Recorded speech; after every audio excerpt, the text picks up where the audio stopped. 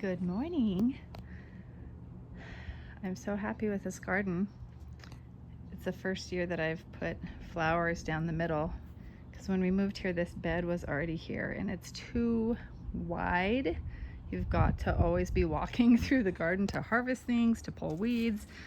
So I put flowers down the middle, so at least I don't need to go down the middle to harvest. But they're so fun and beautiful, and apparently my grandma always had zinnias in her garden, so it's connecting me to my grandma, so yay for that. The cantaloupe's kind of sad, kind of stringy, but honestly I'm just happy they recovered. They had like so much transplant shock, and I had tried doing cantaloupe from seed and I thought they weren't succeeding at all, but then this guy popped up, like, I swear, weeks after I planted the other ones. These are some little beets. I've never grown beets before. And I did 2 different batches of green beans. So these were the first ones I planted. And then I planted this second batch, and I've got some little carrots, just babies. I don't even remember if those are radishes. I don't think they are. What are they? They might be radishes. Oh yeah, because then there's more carrots, more, that's got to be radishes, right? Nope, because radishes are over there. They are different. Wait, where'd they go? Yeah, those guys. I don't remember what I planted here. Something I haven't grown a ton of. And I grew some calendula. I planted some calendula flowers over here. Yeah, it's more calendula. So apparently I did several little blips of calendula flowers along here. So I hope they have time to bloom.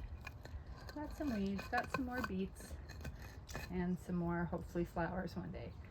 So the calendula, it's really good for skin skin ointments. And so I was hoping to make something with my beeswax and the calendula flowers. And actually I came out to see if there's any jalapenos because I need some.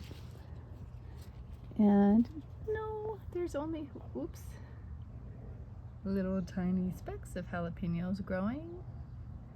Barely starting. That's what I thought. But I thought I'd come see.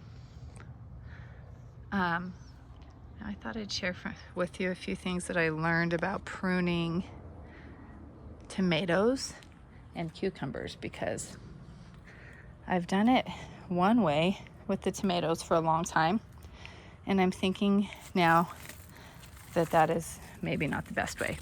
Also, this is a tomatillo plant.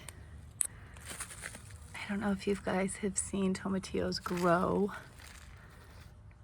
No, I guess so they're still flowering, but they turn into like these amazing little like green hanging lanterns. They're beautiful. So, okay, so here's my cucumber.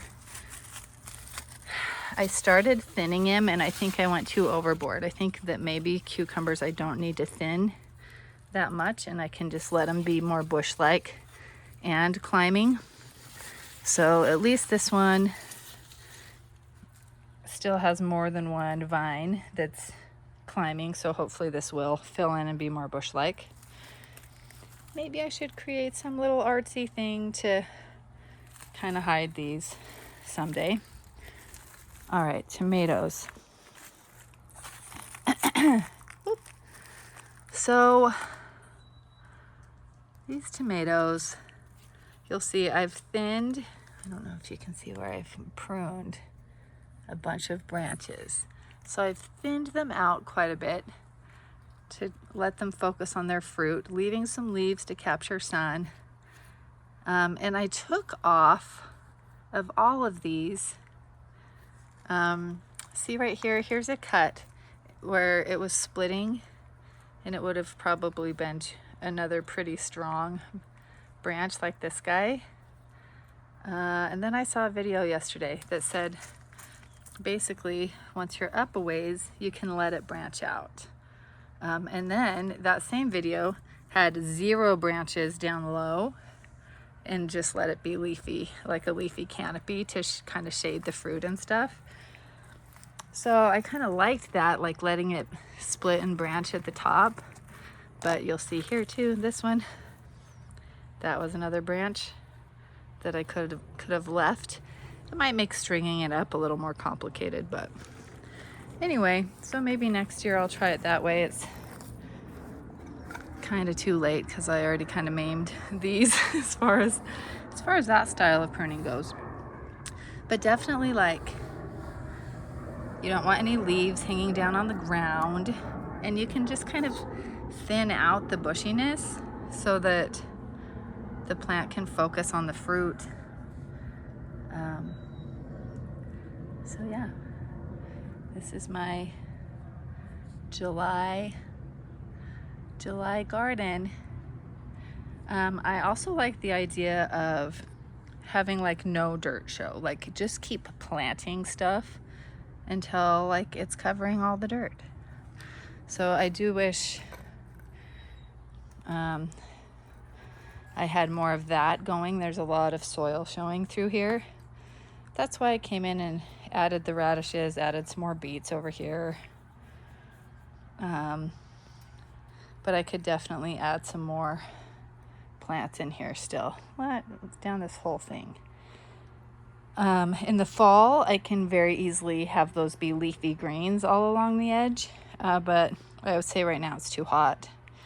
So maybe in a couple weeks, I can plant that, and then we can get some cilantro going later too. It doesn't like the heat either, but got a little baby cucumber.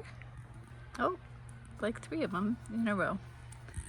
Yeah, this guy I took down to just 1 vine, so I didn't let him be bushy at all. So anyway, we'll see if he ends up with more or less fruit than the other side that has more vines. We've got a native bee here feasting on the cantaloupe. Yay! Hi, buddy. All right. Love the July garden. Oh yeah, and remember the garden I'm installing is right on the other side of this fence. So next year I want to pop this fence out and add a nice different kind of like farm fence on this side, tall enough for cute Coda to not hop over, and then all the garden can be connected. Over there's the apple tree, grapes, bees. Anyway, okay, adios. Thanks for watching.